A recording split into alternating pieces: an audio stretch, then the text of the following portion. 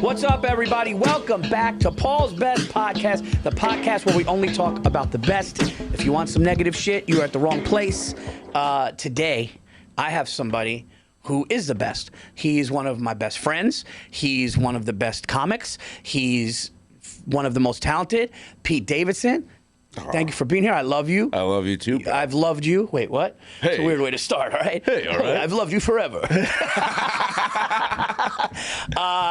Pete is here. How you been, brother? Good? I'm good. You good? Yeah. We're neighbors. How much do you hate New York City after being out of it? Well, you convinced me to make the move Yeah, up to Westchester. Now I can't stand it. So I think what happened to you happens to a lot of people. Yeah.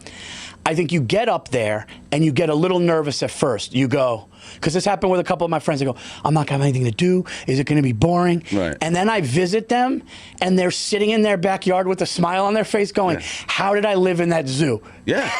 No, I mean, the adjustment period, it takes a second. Yeah. Because you're so You're used to. You're a city kid.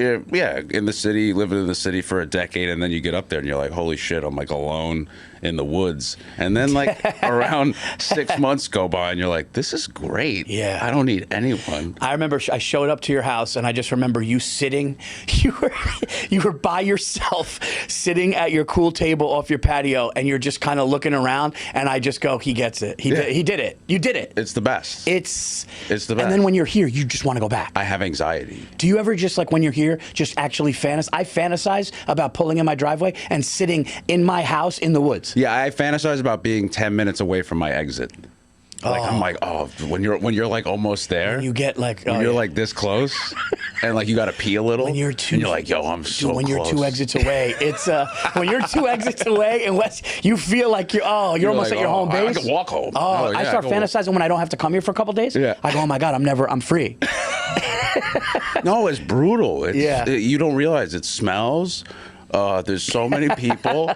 Like you become like sort of hateful. Like when you're like this fucking guy. You're just stuck. Dude, to go, I texted you that picture of my GPS. To go 0.8 miles in 30 minutes. That's nuts. It's not cool. No, and you know what? When we don't have to deal with it on an everyday basis anymore, when you are in it, it's like, what am I doing? I can't do this. I can't do this. I can't do this anymore. And now I know, it's like I know it's better up there. Like I didn't know it was better up there, so it was always fine.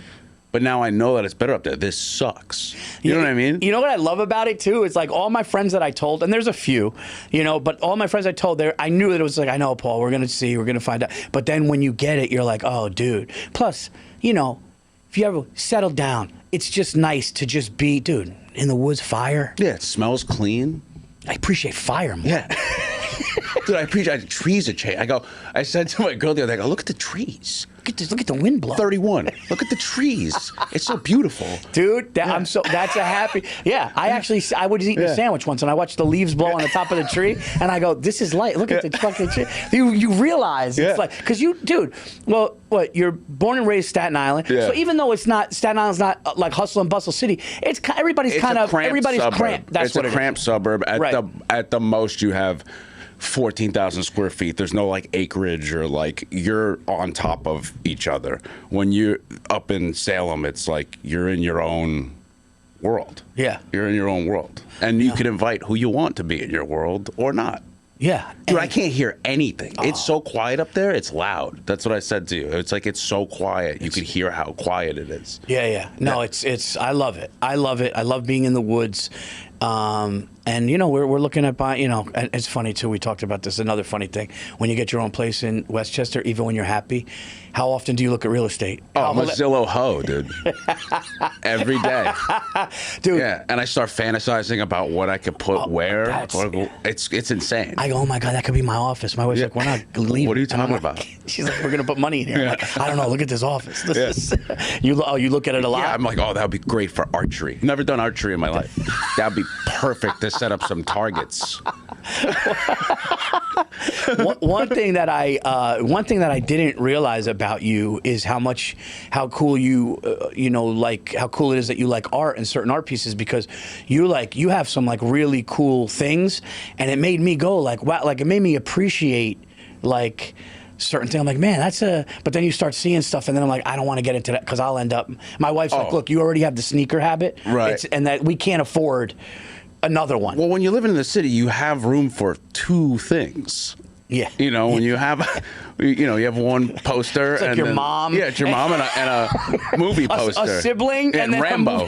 Yeah, Rambo 3. Now you're like, I got all this bear. I got all this real estate. I got to put all these things. It's funny when you get into art, which I'm not like an art snob or whatever. I don't really know the names of anything. So I went into it just saying, not looking at names and just being like, I want to see what I like. And not have like a name, and then everything I got ended up being like the 5 names. Yeah, which is kind of funny. That's hilarious. I was like, I don't want no, what art that everybody has that thinks is cool, and then it's the same thing. Yeah, and like, and I feel sometimes I'm done with art. Like I saw a Basquiat, and I go, dude, my fucking daughter did that in first grade. Yeah. I'm like, how is that? You know? And then they're like, that's probably one of the most expensive. I'm like, yeah, but I don't. Yeah, I'm not into the Campbell soup. Yeah. $500,000. Yeah. I'm just... Now there's people just throwing stuff at walls and they're like putting on art, a guy duct tape a banana to a fucking... Yeah, you see that? No, a guy duct tape a banana to a thing and it went for like 80 grand. I told Stacey, let's go to the grocery store, all right? Let's get some apples. I'll duct tape produce all over the fucking house.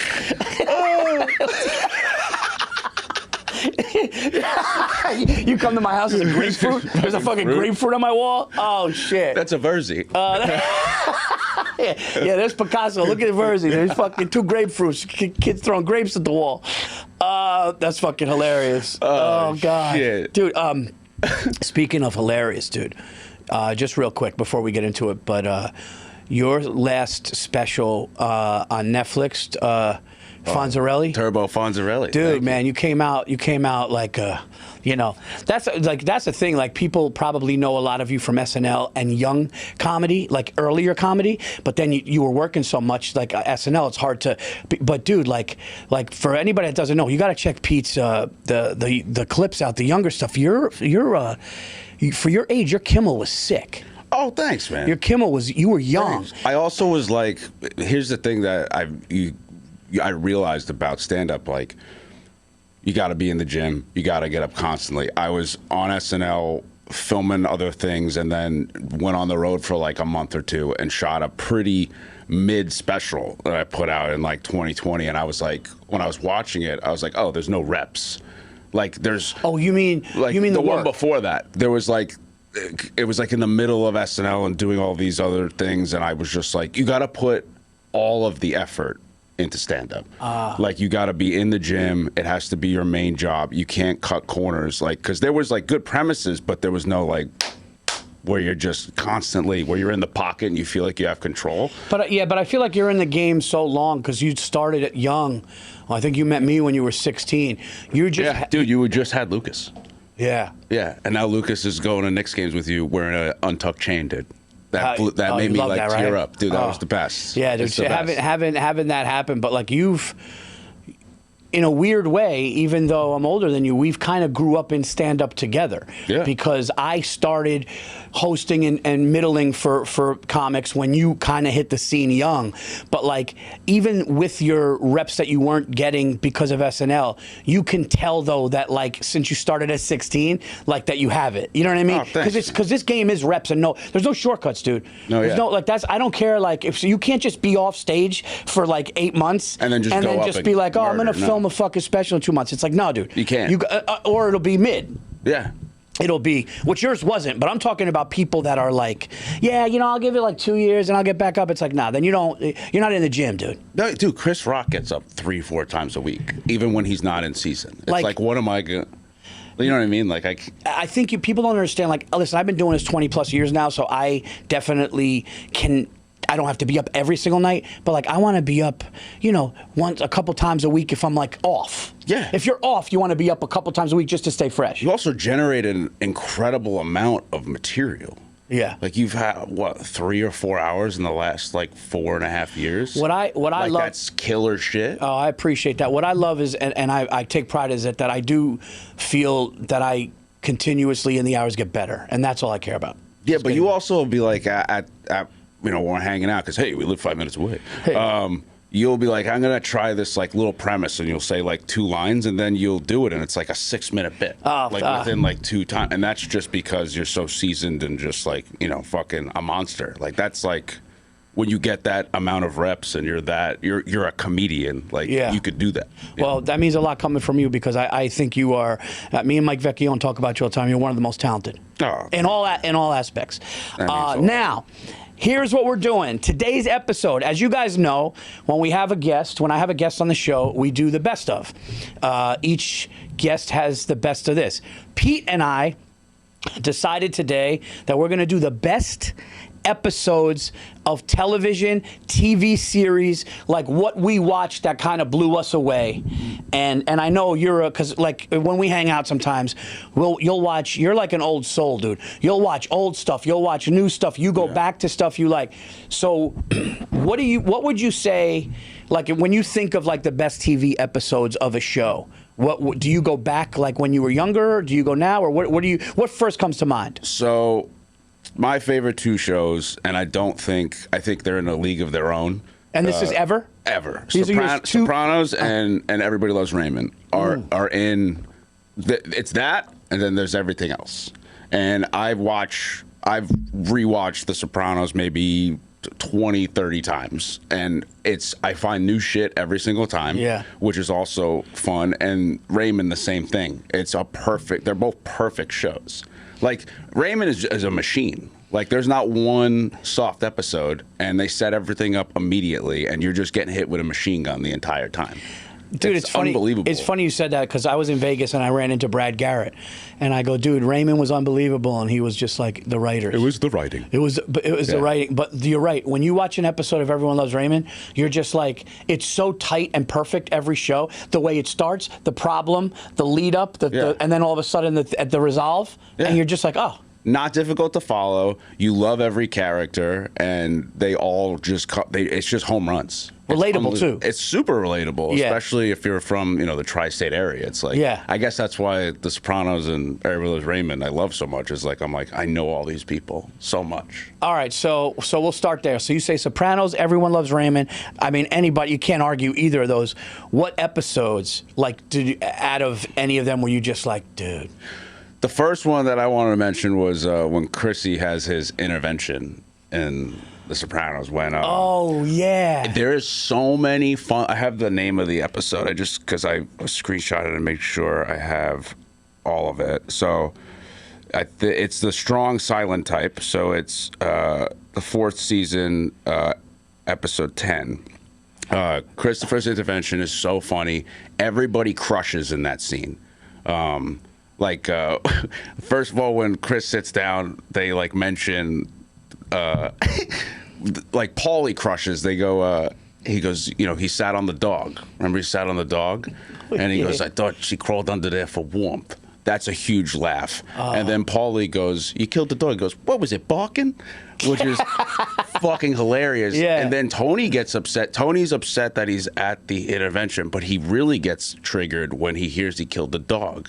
Yes. And he's like, you killed little Cosette? He's like, I ought to kill you, you prick. Yeah, because he loves the animals. And then they're like, calm down. He goes, no, I know what it's like to lose a pet. Like, that's what he's upset about. Yeah. Like, so there's just so many cylinders being hit in that episode where you're genuinely like dying laughing the entire time. Because the thing is, even how sinister and dark Paulie could be, it's the funniest shit. Yeah. Like, he'll just go like, you fucking did what? Like, and he's nuts. He's nuts. They'll be like, Paul, you go. He goes, I don't write anything down. He goes, I'll keep it short and sweet. He goes, you're weak.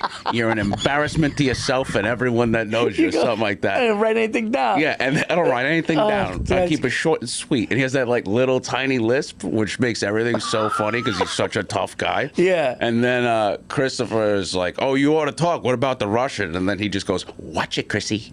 When he does this, he does this, he kills me. Dude, you just brought I would say that was my favorite Sopranos episode. Was probably the one with the one in the snow in the woods. Oh yeah, where they were like eating ketchup packets. Yeah, try the relish.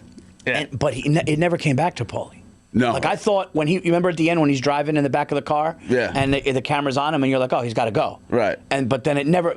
Sopranos did that a lot. Yeah, they would just leave things open-ended, which honestly, like the ending, it makes you talk about it forever. Right. Like, you'll never stop talking about it because everybody has their own theory. The best part of that episode, though, the Pine Barrens, is when Tony's just so pissed that he's like been up all night and he's driving, and Paulie's in the back and he has mayonnaise right here, and Tony goes, "You got mayonnaise," and then Paulie goes, "What?" He goes, "Mayonnaise, mayonnaise." He's fucking so angry at him. Oh yeah, the little things that he got mad at. It's great. So I have a. There's a thing that everybody talks about the last episode of Sopranos, right? So they're always like... That's on my list, by the way. He died. Oh, okay, yeah. So actually, you know what? I'll let you tell me what you think happened, or what your whole thing on the last episode, and then I'll tell you something that you may know or not. So it's not, by far, it's not the best episode, but it is beautifully done because it wraps up. You see everybody you want to see, right? And then the first time you're watching it, obviously, we were like, what the fuck just happened? Right? When you watch it over and over again, there's so many little things from even like seasons before. But you see, like, it's his point of view. So whenever the bell rings and someone comes in through the door, it's his point of view. And you see like 4 or 5 different people who could be threats to him. But he doesn't really notice them because his family's coming in between them, and he just wants to eat. And then when it cuts to black, the reason why I think he died, even though David Chase will never admit it, which I think is great, is because a couple episodes before then, so Silvio gets shot, is at a place where someone gets killed in front of him, and he goes, I didn't even hear it till after it was done. And then he's with Bobby, and they're like, I think they're in like Salem or Brewster, and they're on a lake. And Bobby goes, you never hear the one that gets you. He goes, I think it just cuts to black. Yeah. And then when he looks up, when he's supposed to see Meadow, it just goes. Yeah. So like, it's they foreshadowed yeah. that. Yeah. And the dude went to the bathroom. Yeah, old the members only Godfather jacket. style in the bathroom. Went to the perfect. Yeah. Yeah. I agree 100%. I also think, though, which gave away to me that he got killed, and nobody talked about this, but Meadows trying to park and the music and everybody's like the panic of her parking, right, to get there. But it was, she got there to be the last thing he saw.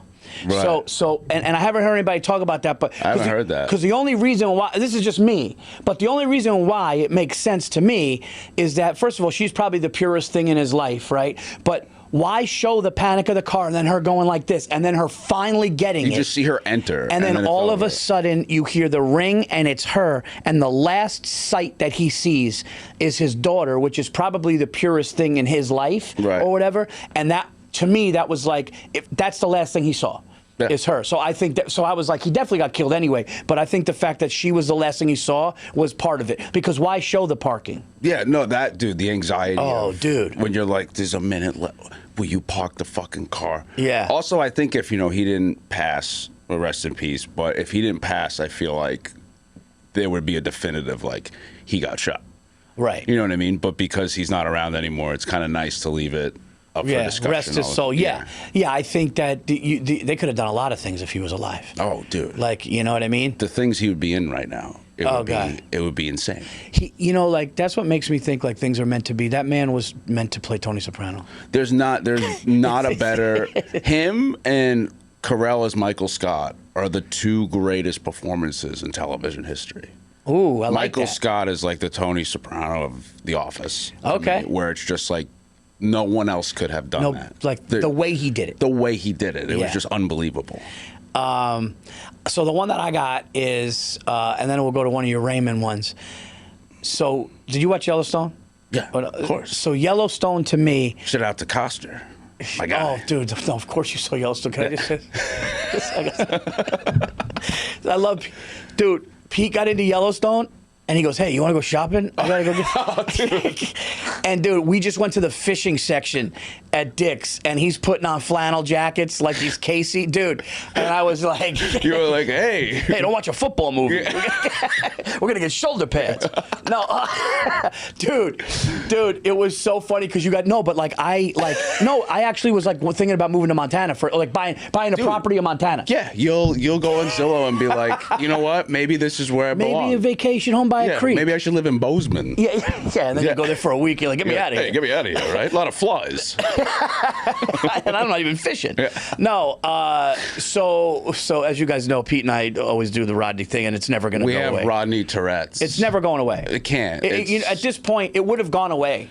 Dude, it's been funny. 15 years. No, it makes me laugh every time. It's never not funny. It's never not funny. Even this. Yeah. Dude, tugging your tie after saying something is hysterical. Whether it works or not. Yeah, it's the best. Just going like this, oh, God. But Yellowstone, Episode 1, Season 4, was one of the only times I watched TV where I literally, Stacy and the kids are sleeping, and I'm like this, and I'm going like, and I go, no, don't, no. Like, dude, it was, because if you remember, the end of Season 3, Costner's fixing his truck. Right. The tire, they pull up, they shoot him. Right. The daughter is in the building, blows up. The bomb. Then they go into Casey's office. He throws up the desk, get behind it, starts shooting, and then it goes like It just cuts. You don't know what happened. Right. And they didn't do the bitch thing that some shows do, where like after that, the next episode, it's like they wait, or like they just went right to the aftermath of that. And dude, the revenge, the going after the people that did it, the way it was war, I was like, dude, that to me. So I would say, so anybody listening, episode 1, season 4 of Yellowstone was, I mean, you got to watch the whole thing. But Yellowstone's incredible. It really is. Dude, Yellowstone was great. It's a dope opera. Me and my friend Joey we call it like Tulsa King and Yellowstone. It's a dope opera. It's like a soap opera for the boys. Yes. Like, it's unbelievable. It's just everything as a guy you want to, like Landman's like that, where you're just like, oh, I hope he does it. You're like, fuck yeah. Like, let's go. Dude, when Casey, and in the last season, when he gets in the car and he puts a gun to the little girl's head when he finds the guy. That was awesome. And the girl's like scared. He goes, you should be scared. I was like, oh, what the fuck? You should go. Yeah, he goes, you should be scared. Do you know what your dad does for a living? I did push-ups. I was like, I gotta do some push-ups. Oh, dude. Dude, he's so cool. Casey's one of the most, I would say, underrated characters in a show. Oh, ever. I mean, Rip for me, like, is the show. Like, his whole, like, he's Rip's like great. He's gangster, but everybody is great. Oh, what about Beth? Beth's great. She's gangster. Even Wes Bentley, who like you hate, but he's so good. Like, you gotta earn hatred. Yeah. You know what I mean? Like, you're performing so well. I can't stand your fucking character. That's tremendous acting. You know well, right now I'm watching Mobland. Oh, Tom Hardy. And the kid that plays Eddie, you hate so much, but he does it just the way his face looks and his hair and the way he walks, and he's such a little prick. Yeah. He's such a prick, and you're like, oh, he's a great actor. He's a great actor. I hate this guy. When you hate somebody, yeah. What about the episode where they said Casey's wife was stealing? And she called Beth, and Beth came, locked the door, and she fucking went to the woman. She made her take her clothes off, and she just started, oh, God, I just got the chills. She was like, those tits are fake. Like, all that stuff. Dude, oh, my God. Everything about that show. She goes, Dad, why is there a hooker in the kitchen? Beth was, remember? And he goes, that's my girlfriend or whatever. She's not a hooker. She goes, I know what a hooker is. Yeah. Or something. No, Taylor Sheridan knows how to write a show, man. Like, all that shit is like... every character is super in depth, and like it's a great show. It really is. What about Peter Boyle in Raymond? One of the greatest things ever. He would just shout one line and it would murder. Marie! Lunch! Yeah. And he would, Dude, there's even like little things, like he'll be like, where if anybody else said this, not funny, but he'll be like, he made tuna salad or whatever. He goes, it was garbage. And she goes, why? He goes, there was no celery. And she goes, so what? He goes, crunch. There's no crunch. Dude, I'm dying laughing. No, he would, like, there would be like drama in Ray's house, and he'd be like, I'm going home. Yeah. And that would be Crush. But it was just him sitting down and just unbuckling his pants, becoming like a running gag is amazing. Or like how like one episode he finally got pants that are just stretchy that he doesn't have to unbuckle. Like it is funny, but that's after a while, like you're used to that. Every time he unbuckled his pants, you laugh. Yeah. Like it's always great. What's your favorite Raymond episode? So I have a couple.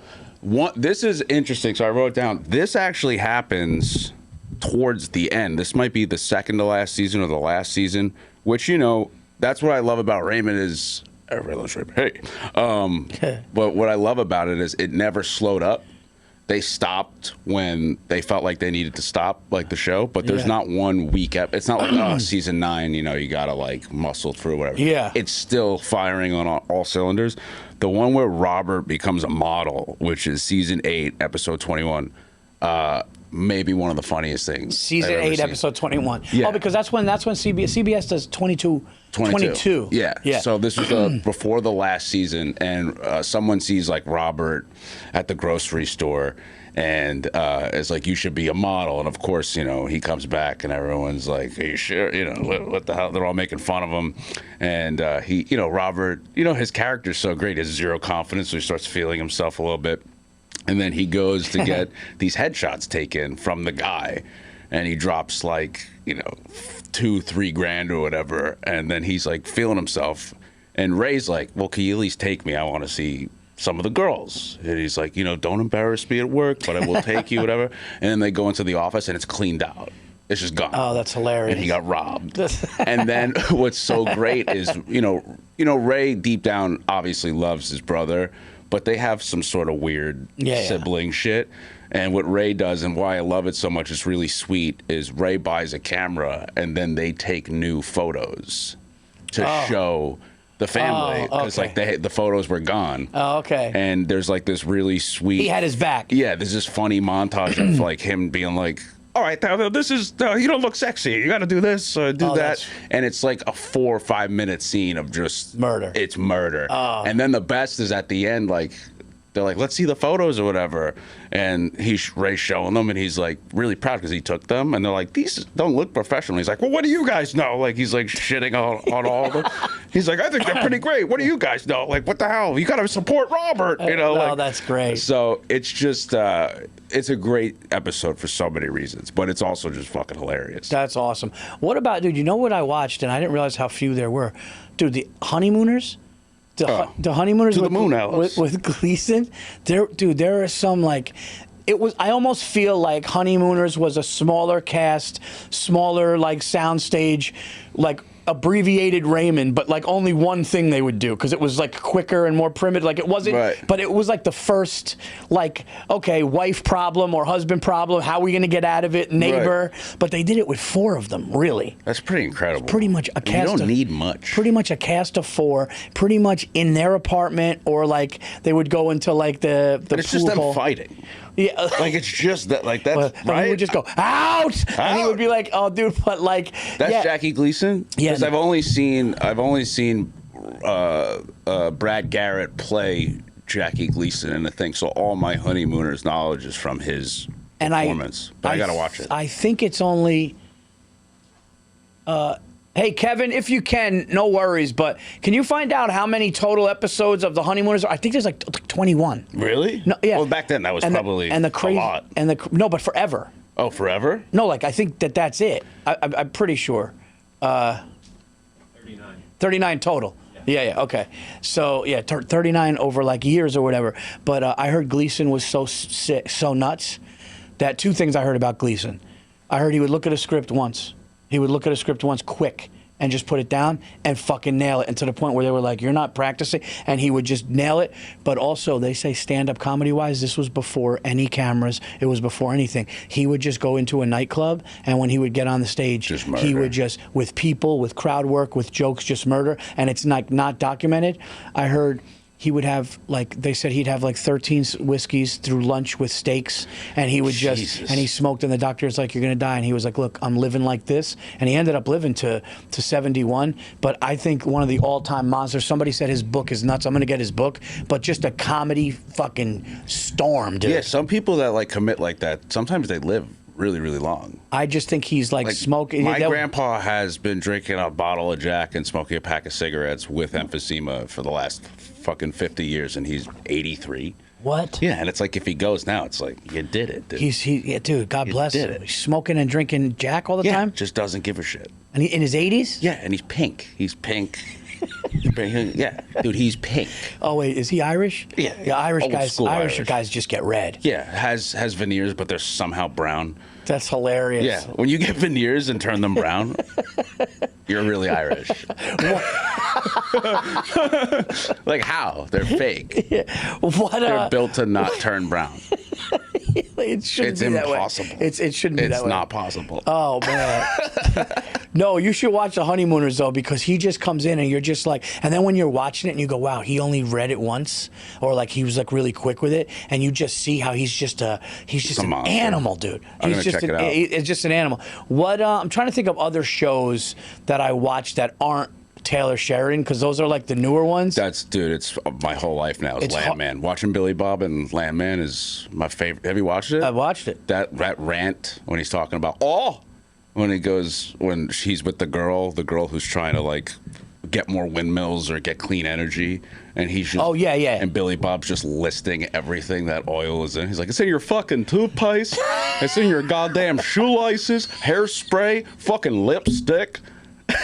Yo, that's a good Billy Bob. He goes, you name it, it's in it.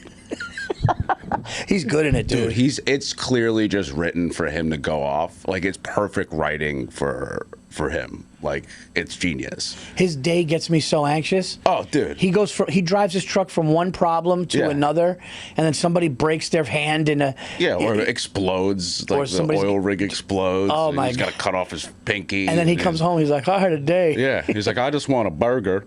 And his wife is manic. His wife is nuts. I mean, he was his daughter's going through it, being nuts. His son is the worm, and he's trying to be an oil man. He lives with the lawyer friend. Lives with 4 dudes. It's a fucking nightmare. Yeah, it's a great show. It's fucking great. You know what show? It's not. I don't think, and this is no disrespect. It's just a different type of show. Is Tulsa King? Tulsa King's just fun. Well, here's the thing. It's we have Stallone. What's the funniest, most ridiculous thing we could have Stallone do? And it's be into weed. Be into weed. Send him to Tulsa and make him get into cannabis. Him getting high for the first time, being like, "Hey, I really feel it." Dude, that fucking killed me. Because you gotta understand, Taylor Sheridan is a fan of how many milligrams? Hey, how many milligrams in this doobie? All right. Oh, I feel a little lightheaded. All right. Dude, that's so funny, and it's cool because Taylor Sheridan's obviously funny. A bro and loves Stallone, Billy Bob, Costner. It's I'm gonna write for these dudes what I dreamed of ever seeing these guys. Dude, him being a fucking mob boss that smokes pot and runs whippets and shit is hilarious. The way they made him go to Tulsa and actually build everything, he got his driver. But I love how he'll just walk in and be like, "Who owns this place?" It's mine now, right? He's almost a little Rodney-like. He is. Stallone's pretty close to Rodney. He's like the Italian Rodney. Italian Rodney. 20%, all right? All right. You go through me now, okay? They're always banging fucking 20-year-olds. The funniest thing is he's 87. Everywhere he walks in, he gets a piece of. Yeah. He can't even go. He can't go eat without who owns this place. But I love it. They all have Billy Bob. Everyone they all have girlfriends that are 20 to 35. Costner's always with It's just it's bro mayhem when you watch this. Let me ask you this question because you probably know better than me. Everybody's telling me to watch White Lotus. I have not yet. Have you? Look, I love Mike White. School of Rock's one of the greatest movies ever. I watched the first 2 seasons. I loved it. I did not watch. My girl's watching it. I peek in here and there, and I know it's great. I have a tough time with shows that recast every season because the whole point of a show is to fall in love with these characters. You mean for the reset? Yeah, just like I gotta learn about this fucking person and then that person and their weird things or whatever. Like the whole point of television to me, and I could be wrong, it's up to interpretation, is you fall in love with these characters. So by season 2, 3 of The Sopranos, you know everyone, and they don't even got to speak, and it makes you laugh. Right. Like when you reset like that, and you got to learn, you got to learn over again. Dude, all I keep hearing is like something's gonna happen, dude. In White Lotus, something's gonna happen. So it's like the finale. So something's gonna happen. It's like I don't. The name of the show. Right? Hey, something's gonna happen, all right. Episode 1. Hey, it better happen, all right. But they get great actors, and I've heard a lot of people love this season. I just have a really difficult time. I hate the reset. Yeah, I have a really tough time with it. Yeah, no. Everybody's telling me I'm gonna sneeze because of my allergies. Dude, this is the worst season I've ever. Bro, it's brutal. Dude, the other day I sneezed like 11 times. My son just kept laughing. After 6, they were crying, laughing. Lucas is brutal. Dude. I was just like, your kids give you no grace. Dude. Oh no. It's hilarious. Especially Sophia. She's so you. My daughter is so fucking. She's the cutest girl that'll smile in your face and then kick you in the balls. Yeah, dude. Her making you go to Olive Garden for her birthday just as like a fuck you to you is one of the funniest things. Dude, my daughter goes. We go. Where do you want to go? And she goes Olive Garden, and I go, what, for like the breadsticks and unlimited breadsticks and salad, and she goes, no, whatever. And we were there, and we're just kind of sitting there miserable for her, and the food's horrible, and she just goes, I go, how is it? She goes, no, this is terrible food. Like she just knew, and but for some reason I don't know what we were like, it's kind of cool. Yeah, like there's something like weird. It's like going to medieval times. You know what? I haven't done that. I love medieval times. Really? Yeah, it's just terrible. You just get like a leg of meat. You just eat chicken and Pepsi and just like, there's like pretty. When I was a kid, when I went, I was like, these guys are warriors. Like on the guys who fight the swords. And then when you're there as an adult, you're like, what the fuck is going on? That guy works at a tire shop down the road. Yeah. And he just. And then you don't realize, I think SNL did a sketch about it while I was there, but you don't realize when you're a kid, but like every 30 minutes, the king comes out and he just starts reading birthdays. Oh, yeah. He's like, and happy birthday to dearest Margaret of Homedale, New Jersey. Oh, that's so funny. Dude, and I didn't notice it till they did the sketch, and then I went back and I was like, oh shit, it's half of it is just reading birthdays. That's. But in that accent. Yeah. Yeah. Happiest birthday to dearest Margaret. You want another Pepsi, Margaret? Hey. So let me ask you this question, because how many seasons you're on SNL? I did 8. So 8 seasons on SNL. Do you have the favorite sketch you were in? 100%. What's the favorite one you were in? Farewell, Mr. Bunting. It was the one. Oh my God, bro, dog, dude. So Colin Jost and Mikey Day wrote that. So like the thing about that sketch, first of all, it's not Good Will Hunting. It's the other Robin Dead Williams. Poets Society. Dead Poets Society. It's like a spoof on that. Dog, Fred Armisen's face. All right, I'm gonna take off, dude. That shit. So you gotta understand, like that sketch is not funny until my head gets cut off.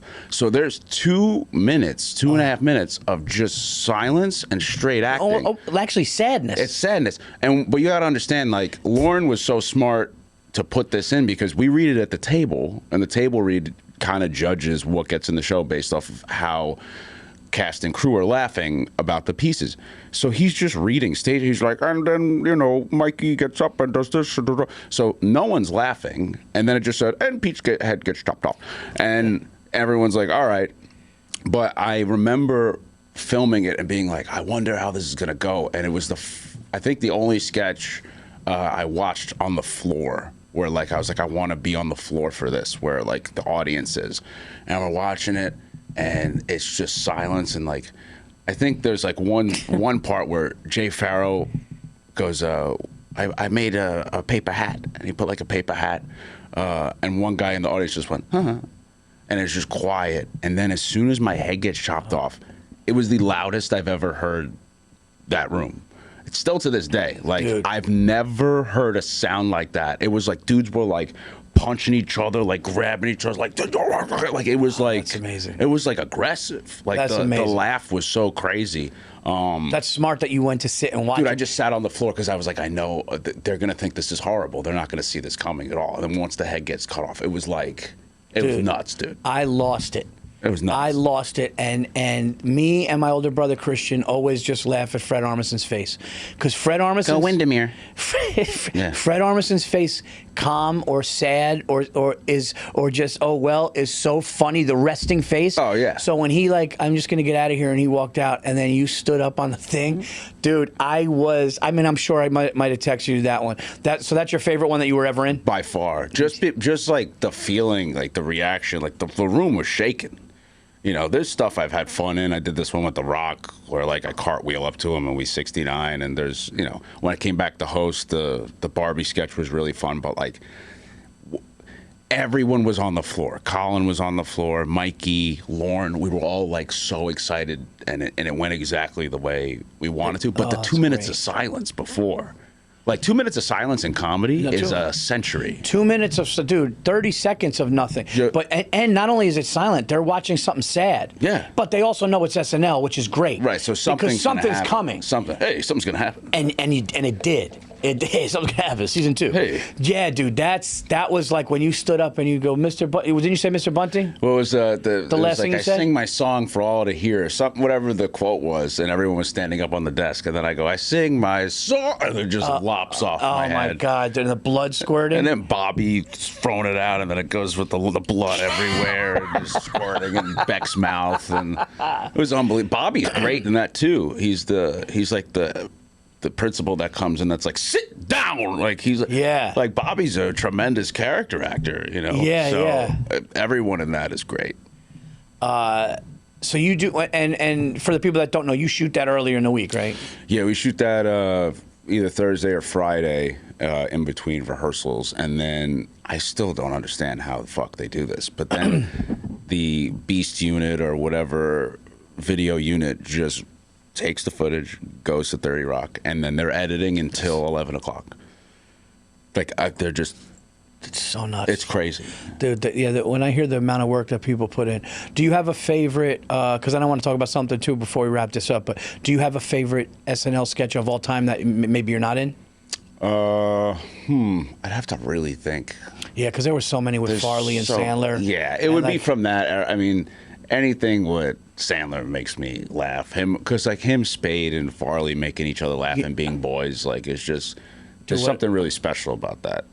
To be together, like I couldn't imagine. Dude, just like me, you, and like Giannis. Could you imagine like four of us just doing it, being friends and being honest? That would be like that's nuts. Because a lot of times you probably got you make friends. You make friends and you make friends. I'm sure you make friends with the cast. Yeah. But to all get that's your boy. To like all of a sudden be like, dude, 3 of us are going to S. That would be nuts. Oh shit! What was I just gonna say? I wanted to say, Dana Carvey, dude. Oh, chopping broccoli. Dana Carvey, but also when he's the overly affectionate waiter in Il Cantor. And he goes, oh, what's it? Like everything, it was, I'll never forget, it was Kevin Nealon was out on a date with Kirstie Alley, rest her soul. And they're in Italian, it's at Il Cantor, it was the restaurant. And it's Mike Myers, Farley, Sandler, Schneider, and Dana Carvey. And I go, oh, you want the fresh? And they go, no. And they just kept touching her. And then they went up and then they go, do you want anything? And they licked her face. And Kevin Nealon's going like this. What like the this. hell, yeah. And he's going, and then he goes, hey, what are you guys doing? And he goes, what's the matter? The food no good. Get him some Pellegrino. And he goes, it's not the food. Right? And then you just see Dana Carvey go in the background and take a woman, put her legs up, and he's basically humping her like he's having sex with her at another table. It's just over the top, dude. It is so funny. Some of those are great. There's one that's like, I wouldn't say popular, but there's this one where like, I think it's Dane Cook was the host and Will Forte, and they were these guys that worked at like Best Buy or something, and they got in trouble. They're like, we're going to be in so much trouble because we stole like, those jugs of water that you put at like an office? Yeah. He's like, we stole all these jugs or whatever, and there's like 2 in the living room or whatever. And then I'm butchering it, but this is pretty much what happens. This guy comes and he's like, let's like take a look around or whatever. And he can't find it. And then he just opens the closet door. And for 3 minutes, they're just sending bottles that like these big for 3 minutes. And they're just standing there like this. But it's a full 3. It's a full 3. Full 3? Like after a minute, you're like, this would be great if it stopped now. And then there's 2 more minutes of it. And that's what makes me laugh. Oh, that's it's hilarious. like, it would not. The whole sketch is just them standing next to a closet and bottles are just flying That's out. hilarious. It's like what to each his own. Like whatever hits you, when it hits you. The hardest I laughed at SNL ever of all time was when it was Jason Bateman was there and it was Daryl Hammond was doing the voiceover for Stacy. I was living in Mount Kisco. My kids were not born, and I am in bed with Stacy. She's out cold, and I am screaming, crying, laughing, going, I can't. They were in a sound booth. And he was doing like the crime shows, so he'd be like, there was blood all over the wall, and then the word, I'm gonna kill you in human feces. He'd be like, all right, we got it. He'd be like, yes. So you take the kids to Applebee's, dude. But he kept getting so crazy. It kept getting so crazy and disgusting and like mutilation. My kids love the chicken fingers, dude. I was fucking the way they built it up. But anyway, we got to talk about this because one of my favorite episodes of the show ever is episode 8, Bupkis, because I got to be in it with you. Oh, dude, that was a blast. Dude. And dude, I love your facial expression when John grabs me and you go, and the camera goes, you go. Oh, when you look up and when you look at me, when you're like, you do this, you go. And I go, oh, I look sad? Oh, dude, it's when I looked at you? You're so fucking good in that episode. Your giant speech is fucking great. You and Joey Gay murdered that scene. I was crying. And then, when you're like, I'm just going to Betty, go make a bracelet for my dog. She likes purple. Yeah, she likes purple. Oh, yeah. Yeah. And then he goes, you're proud of yourself? You go, I'm not. But dude, we got to work together. It was so much fun. One of my things was to be on camera. I wanted to work with you because I knew that the chemistry, and even when you were walking down the stairs and I was like, oh my God, I could do this all the time when you do some shit like that with a friend. I'm trying to think of other episodes of shows. I know we really got into, and I hate to shit on a show. Me and Stacey got so into Lost, and then we got lost in it. It was just too much. It was just like, it got like, you know what I think happens to SNL had a funny thing. Amy Poehler, she goes, and when the Lost writers found out they got 3 more seasons, they were like, wait, what? No, because what happens is a good show, and I hate to say this, but a good show sometimes doesn't know when to stop. Yeah. They just don't know when to stop. Well, that's why Succession's perfect. 3 or 4 seasons. And Breaking Bad, right? Breaking Bad, 4 or 5 seasons, like. Yeah. You got to kind of know when to leave. You want to want more. You want to be like, oh shit, it's ending. Not like, well, yeah, it's time. Yeah, like when another character comes in. Oh, and that like the and last there's a new season, and there's like a new guy you got to learn about. It's like someone's cousin. And then people are like, maybe it was him the whole it's time. always like, a guy that's like this. So it's like, hey, it's like clearly this guy has some stuff for this season. Yeah, you got to go out. You got to go out the right way. You got to go out when it's time to go out. I think we'd be crazy to not say the last episode of, however you think about it, but the last episode, I think they did a good job with Seinfeld. Yeah. It was like whether people liked it or not, what are you going to do? Yeah. It's a fucking sitcom. What are you going to do? What are you going to do? Yeah. It's a comedy. Yeah.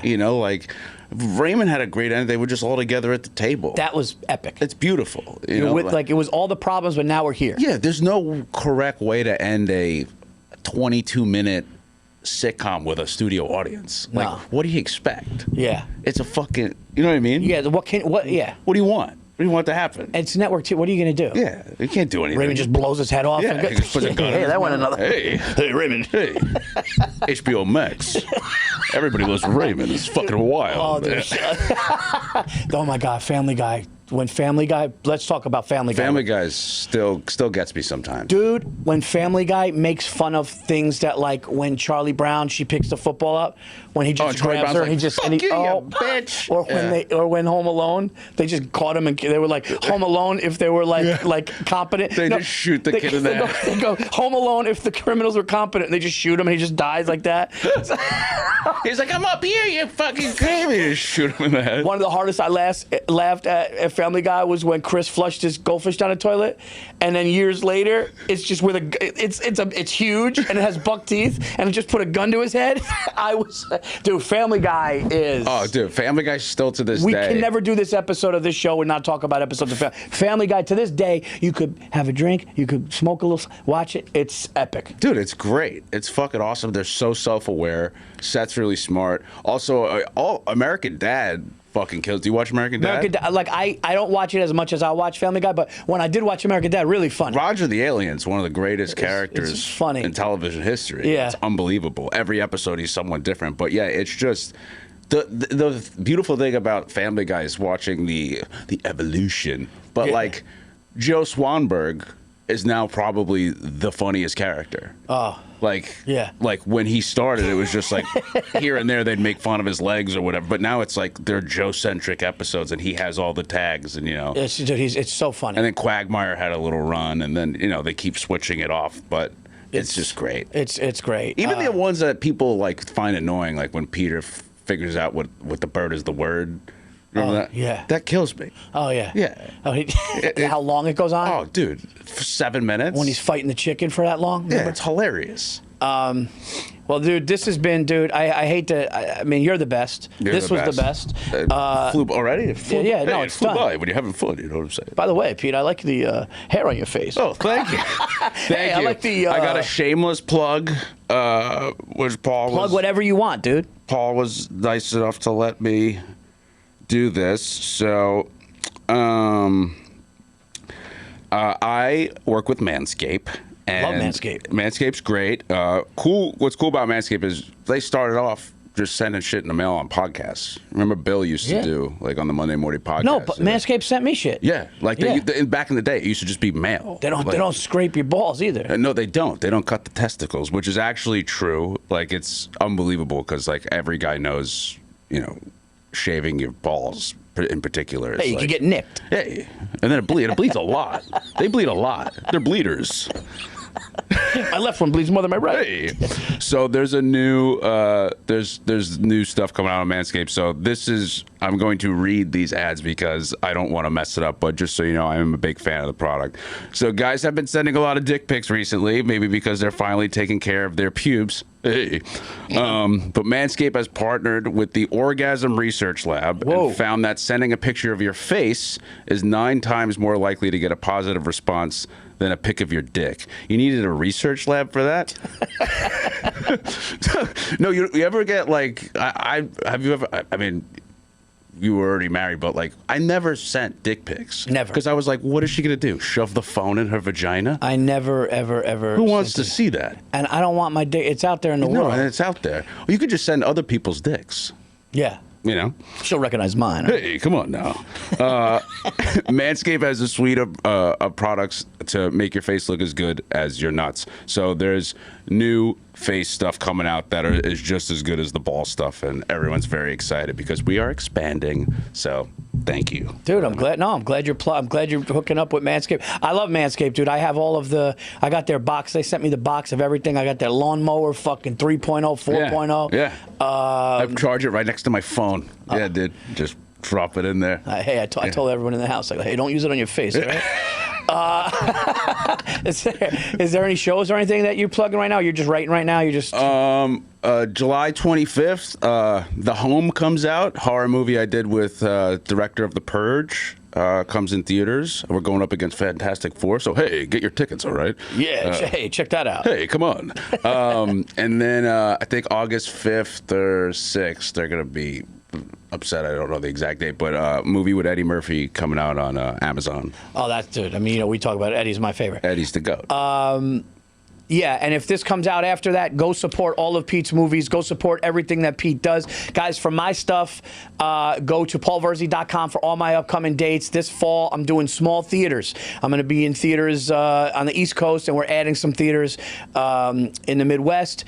Also, go to punchuplive.com/Paul Virzi for clips. Check out Reasonable Man streaming. I just found out people are pirating my YouTube special. So go support it on my channel because people are taking it. It's called That's the coolest thing I've ever heard. People are pirating my special. Yeah, I found out. I had to hire a guy, and he goes, "Oh, people are taking your special and putting it on different things, and that hurts my numbers." So go to Paul Virzi YouTube channel, click the subscribe button, continue to check out Paul's Best Podcast. podcast. Thank you to my brother Pete Davidson for Thank you being for here. having me. And I will see you guys next week.